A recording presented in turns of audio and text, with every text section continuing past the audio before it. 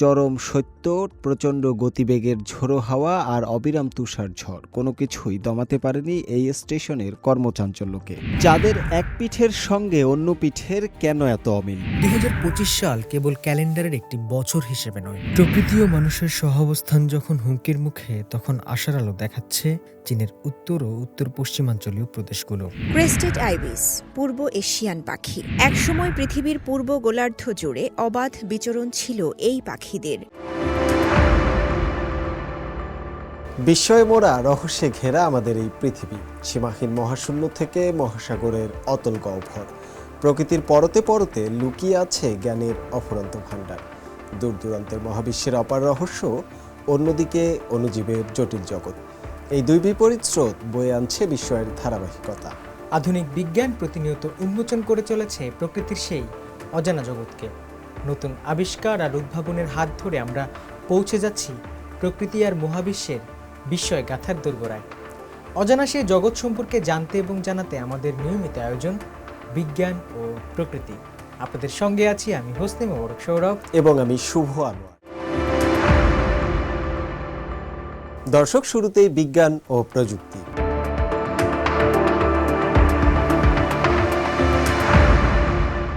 প্রকৃতির সবচাইতে বৈরী রূপ যেখানে নিত্যসঙ্গী, সেই অ্যান্টার্কটিকার কনকনে শীত আর প্রচণ্ড তুষার ঝড়কে জয় করে সগৌরবে মাথা তুলে দাঁড়িয়েছে চীনের ছিংলিং গবেষণা স্টেশন। চরম প্রতিকূল পরিবেশেও কোনো ঝুটঝামেলা ছাড়াই স্টেশনটি কেবল টিকে নেই, এই স্টেশনের সমুদ্রের লোনা পানি বিশুদ্ধ করে প্রতিদিন উৎপাদিত হচ্ছে 20 টন সুপেয় পানি।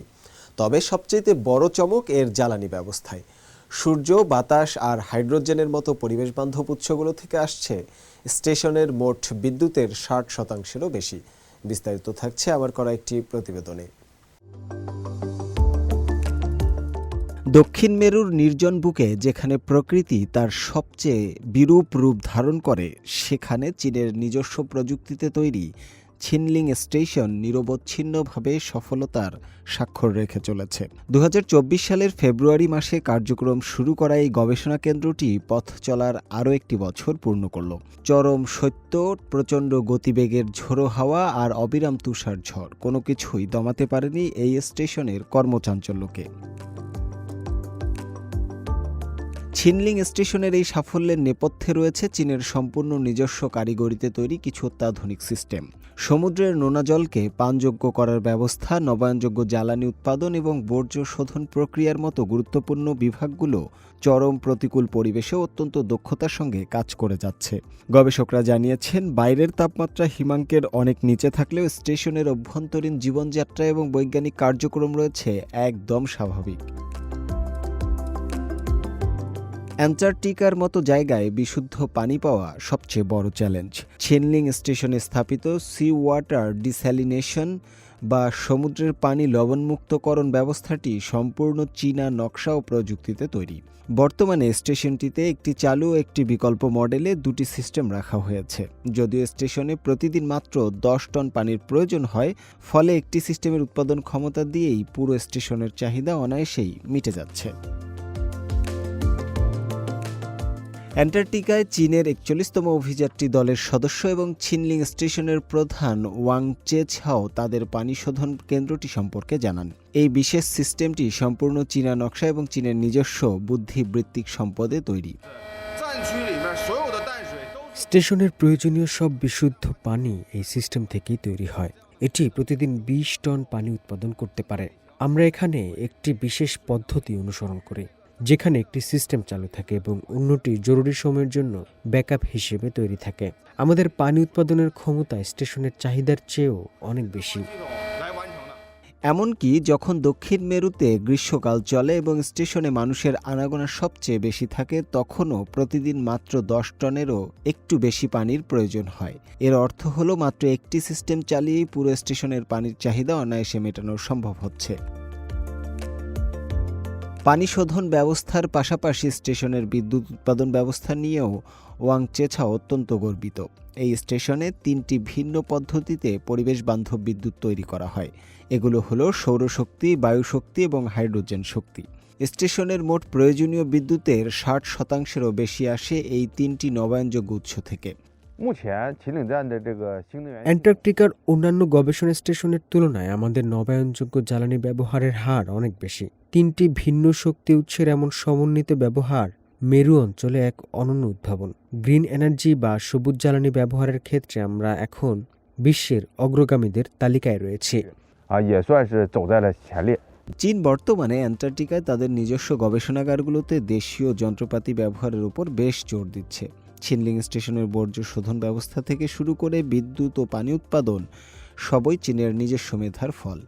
বিশেষজ্ঞদের মতে ছিনলিং স্টেশনের এই নিরবচ্ছিন্ন পরিচালনা প্রমাণ করে মেরু অঞ্চলের গবেষণার প্রয়োজনীয় সরঞ্জাম তৈরিতে চীন এখন বিশ্বমানের সক্ষমতা অর্জন করেছে। শুভ আনোয়ার, সিএমজি বাংলা। পৃথিবীর একমাত্র উপগ্রহ চাঁদকে নিয়ে মানুষের কৌতূহলের শেষ নেই। বিশেষ করে চাঁদের যে পিঠটি আমাদের আড়ালে থাকে সেই রহস্যময় ফার সাইড বা উল্টো পিঠের গঠন নিয়ে বিজ্ঞানীদের মনে দীর্ঘকাল ধরেই প্রশ্ন ছিল। সম্প্রতি একদল চীনা গবেষকের যুগান্তকারী আবিষ্কার সেই রহস্যের জট খুলতে শুরু করেছে।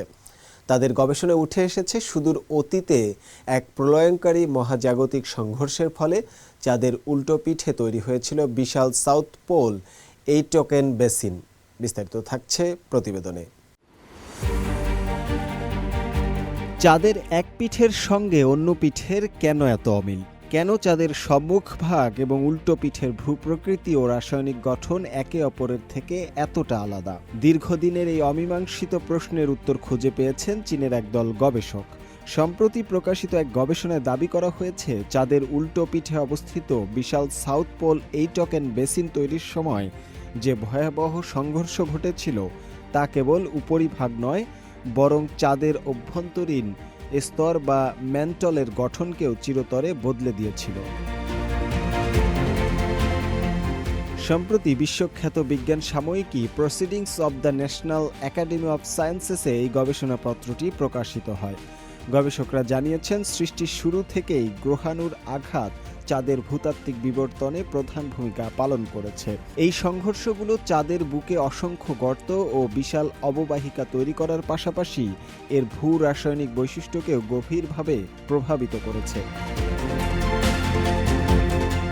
এতদিন পর্যন্ত বিজ্ঞানীরা জানতেন যে সংঘর্ষের ফলে চাঁদের উপরিভাগে পরিবর্তন আসে, কিন্তু এই আঘাতগুলো চাঁদের গভীর অভ্যন্তরে কতটা প্রভাব ফেলে তা ছিল অস্পষ্ট।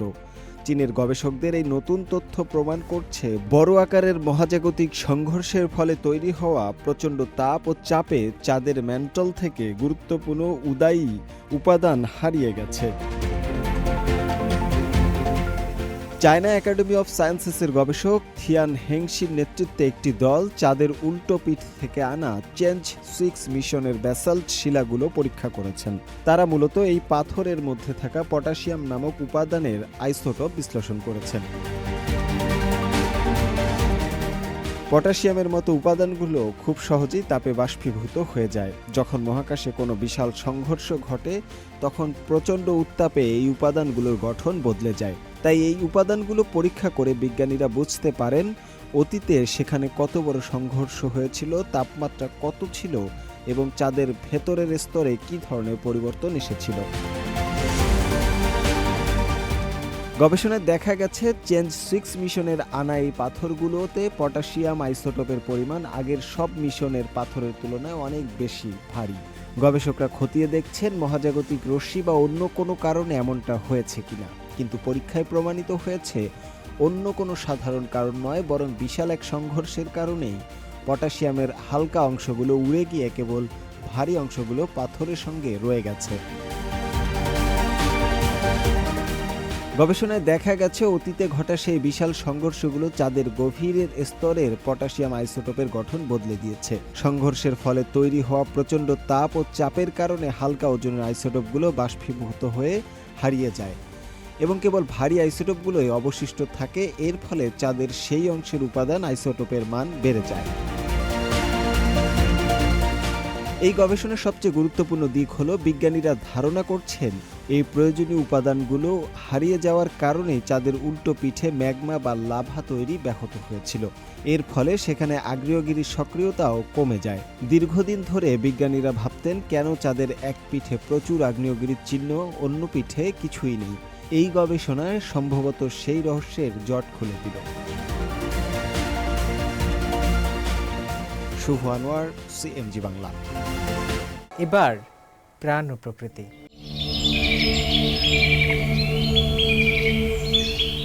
2025 সাল ছিল পৃথিবীর ইতিহাসের অন্যতম উষ্ণতম বছর। প্রাক শিল্পায়ন যুগের চেয়েও এই বছরে তাপমাত্রা বেড়েছে 1.40 ডিগ্রি সেলসিয়াস, যার ফলে তিব্বত মালভূমি ও মেরু অঞ্চলের বরফ গলছে খুব দ্রুত গতিতে। তাই বিশ্বে বাড়ছে তাপদাহ ও বন্যার মতো দুর্যোগ।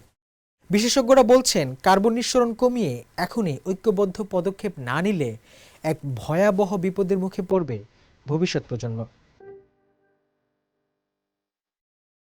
2025 সাল কেবল ক্যালেন্ডারের একটি বছর হিসেবে নয়, বরং বৈশ্বিক জলবায়ু পরিবর্তনের ইতিহাসে এক ভয়াবহ মাইলফলক হিসেবে চিহ্নিত হয়েছে। চায়না মেটিওরোলজিক্যাল অ্যাডমিনিস্ট্রেশনের ন্যাশনাল ক্লাইমেট সেন্টারের দেয়া তথ্য মতে 2025 সাল রেকর্ড অনুযায়ী বিশ্বের তৃতীয় উষ্ণতম বছর হিসেবে জায়গা করে নিয়েছে, যা কেবল শুধু উপাত্ত বা পরিসংখ্যানই নয়, বরং পৃথিবীর দ্রুত উত্তপ্ত হওয়ার এক উদ্বেগজনক বার্তা।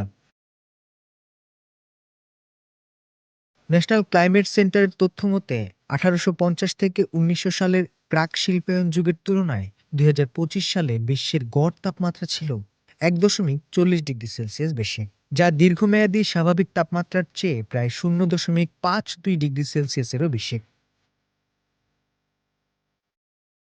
সবচেয়ে আশঙ্কার বিষয় হলো, এর আগের আরও 3 বছর ছিল আবহাওয়া রেকর্ড ইতিহাসে উষ্ণতম বছর।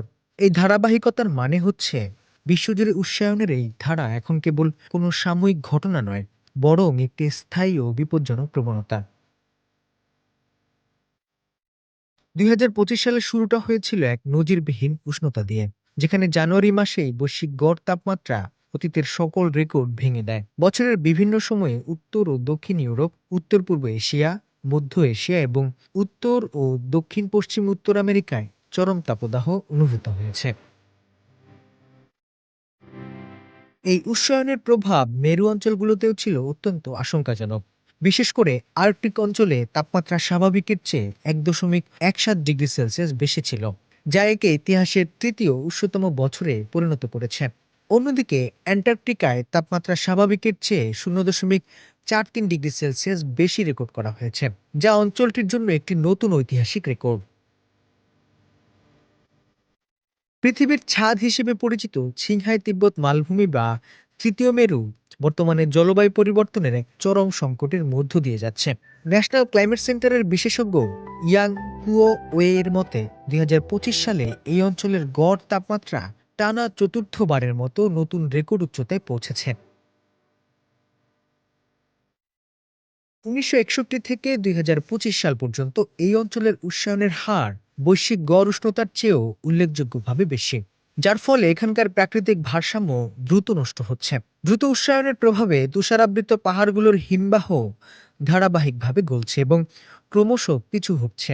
সেই সাথে মাটির নিচে জমে থাকা চির হিমায়িত স্তর বা পারমাফ্রস্টের ক্ষয়ও এখন স্পষ্ট হয়ে উঠেছে।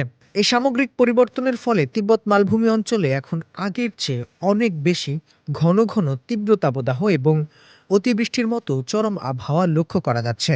আবহাওয়াবিদদের মতে এই ভয়াবহ পরিস্থিতি থেকে উত্তরণের একমাত্র উপায় হলো কার্বন নিঃসরণ কমানো। বৈশ্বিক জলবায়ু শাসনের জন্য এটি মৌলিক ভিত্তি।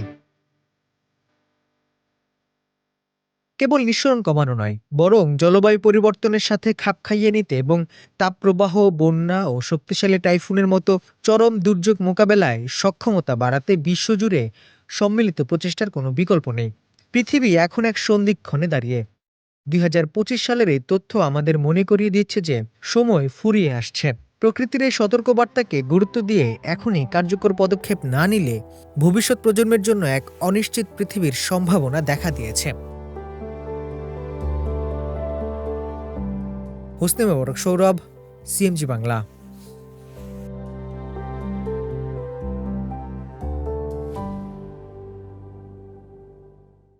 চীনের কানসু প্রদেশে মানুষের তৈরি কৃত্রিম গুহায় প্রথমবারের মতো দেখা মিলেছে বুনো বিড়াল ও শিয়াল ছানাদের দুরন্তপনা।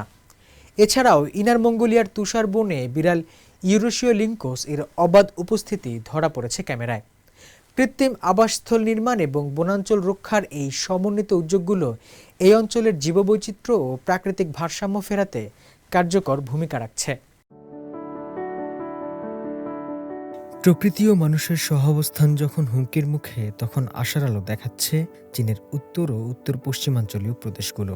কৃত্রিম উপায়ে তৈরি বন্যপ্রাণীর আবাসস্থল এবং সংরক্ষিত বনাঞ্চলে সম্প্রতি দেখা মিলেছে এমন কিছু বিরল দৃশ্য, যা বন্যপ্রাণী সংরক্ষণে চীনের দীর্ঘমেয়াদী সফল প্রচেষ্টার প্রমাণ করছে।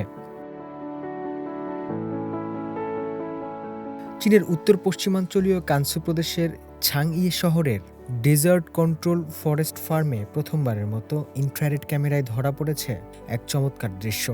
সেখানে দেখা যাচ্ছে মানুষের তৈরি কৃত্রিম গুহায় আশ্রয় নিয়েছে এশিয়াটিক ওয়াইল্ড ক্যাট বা বুনো বিড়াল এবং লাল শিয়ালের দল।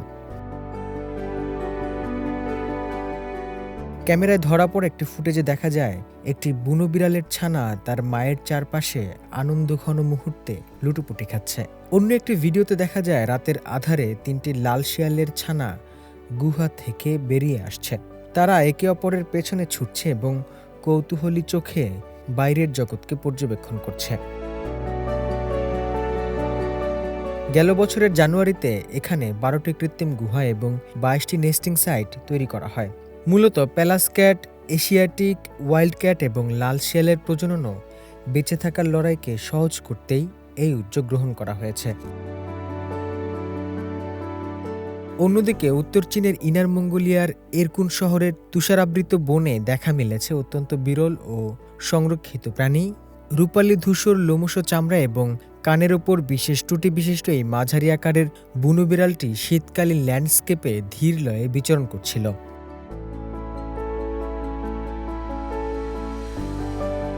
লিঙ্কস সাধারণত নির্জন এলাকায় থাকতে পছন্দ করে। এর মধ্যে শৃঙ্খলের একটি গুরুত্বপূর্ণ অংশ হচ্ছে ইঁদুর।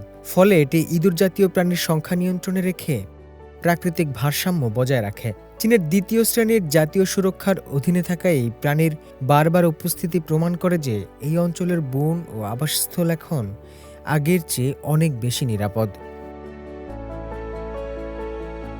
কানসুর কৃত্রিম গুহায় বন্যপ্রাণীর প্রজনন থেকে শুরু করে ইনার মঙ্গোলিয়ার গভীর তুষার বনে লিঙ্কসের অবাধ বিচরণ, এ সবই একটি ইতিবাচক পরিবর্তনের ইঙ্গিত দিচ্ছে চীনে।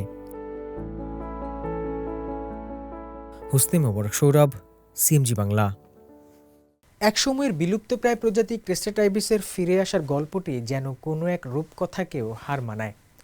13টি প্রদেশ এবং 50,000 কিলোমিটার পথ পাড়ি দিয়ে খুঁজে পাওয়া সেই 7টি পাখি আজ বিশ্বের বুকে এই বিরল প্রজাতির অস্তিত্ব টিকিয়ে রেখেছে। এককালের ধারণা করা বিলুপ্ত এই পাখিগুলো কিভাবে ছিনলিং পর্বতমালার দক্ষিণ ঢালের এক শান্ত জনপদকে নিজেদের নিরাপদ স্বর্গ হিসেবে বেছে নিল, সেই রোমাঞ্চকর উপাখ্যানই তুলে ধরা হয়েছে সিজিটিএনের বিশেষ ডকুমেন্টারি সিরিজ ছিনলিং পর্বতমালার 8ম পর্ব ক্রেস্টেড আইবিসে।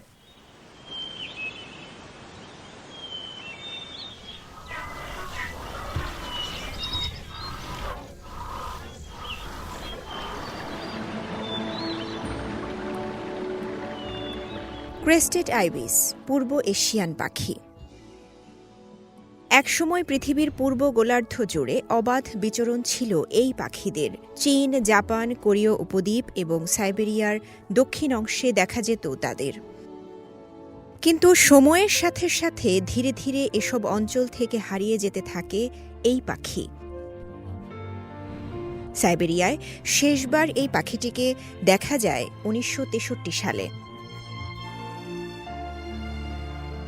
1978 সালে কোরীয় উপদ্বীপের পানমুনজমে কিছু পাখি দেখা গেলেও এরপর আর সেখানে কোনো ক্রেস্টেড আইবিসের দেখা মেলেনি। 1981 সালের ডিসেম্বর মাসে জাপানের সাদো দ্বীপে শেষ 5টি বনো ক্রেস্টেড আইবিসকে খাঁচায় লালন পালন করা হয়। কিন্তু 2003 সালের 10 অক্টোবর সাদো জাপানিজ ক্রেস্টেড আইবিস সংরক্ষণ কেন্দ্রে কিন নামের শেষ জাপানি ক্রেস্টেড আইবিসটিও মারা যায়। আর এর মাধ্যমেই জাপানে এই প্রজাতির বিলুপ্তি ঘটে। একসময় পৃথিবীর নানা প্রান্তে ছড়িয়ে থাকা এই পাখির মনোমুগ্ধকর দেহভঙ্গি ও সুরেলা কণ্ঠস্বর আজ শুধুই স্মৃতি।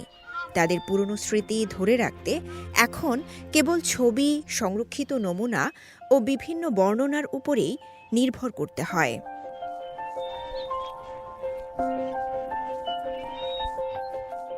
চীনের ছিনলিং পর্বতমালার দক্ষিণ ঢালে অবস্থিত ইয়াংচিয়াং কাউন্টি তার মনোরম সরিষার ক্ষেতের জন্য সুপরিচিত।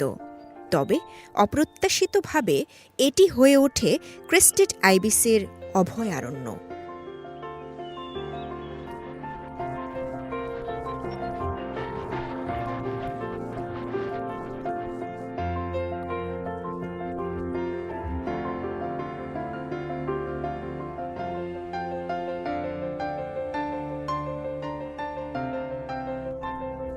এটি ছিল একটি অপ্রত্যাশিত ঘটনা, কারণ এই প্রজাতিটি একসময় বন্য পরিবেশ থেকে বিলুপ্ত বলে ধারণা করা হয়েছিল। এর পূর্বে প্রায় ২০ বছর ধরে এটি চীনে দেখা যায়নি।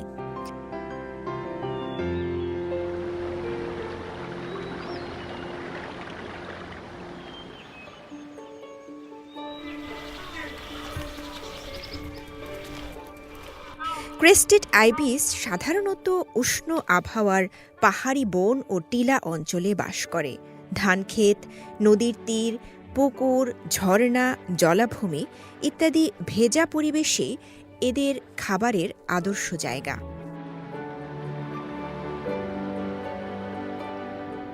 তারা সাধারণত সমুদ্রপৃষ্ঠ থেকে ১২০০ থেকে ১৪০০ মিটার উচ্চতায় খোলা বনের উঁচু গাছে বাসা বানায়।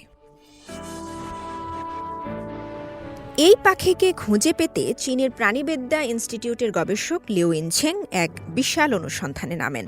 তিনি ইতিহাস, ভূপ্রাকৃতিক বৈশিষ্ট্য ও জলবায়ুর ভিত্তিতে ১৩টি প্রদেশ ঘুরে ২৬০টি সম্ভাব্য স্থান চিহ্নিত করেন।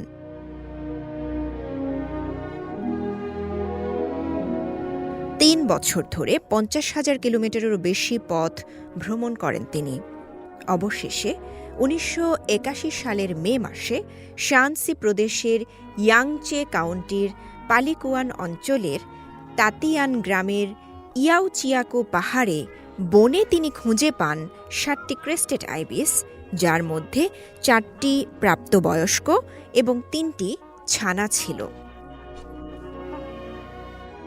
এরপর থেকে উত্তর পশ্চিম চীনের ইয়াংচে কাউন্টি হয়ে ওঠে বিশ্বের ক্রেস্টেড আইবিসের একমাত্র প্রাকৃতিক আবাসস্থল।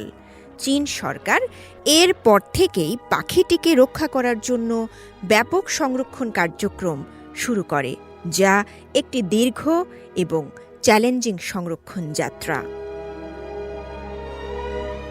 দর্শক, সামনে অপেক্ষা করছে আরও বহু বিষয়, আরও না বলা কথা। আজকের মতো এইটুকুই। আবারও ফিরে আসবো আগামী সপ্তাহে প্রাণ, প্রকৃতি আর বিজ্ঞানের নতুন আলো নিয়ে। সেই পর্যন্ত সুস্থ থাকুন, ভালো থাকুন, ভালোবাসুন বিজ্ঞানকে, সঙ্গে থাকুন প্রকৃতি। ধন্যবাদ।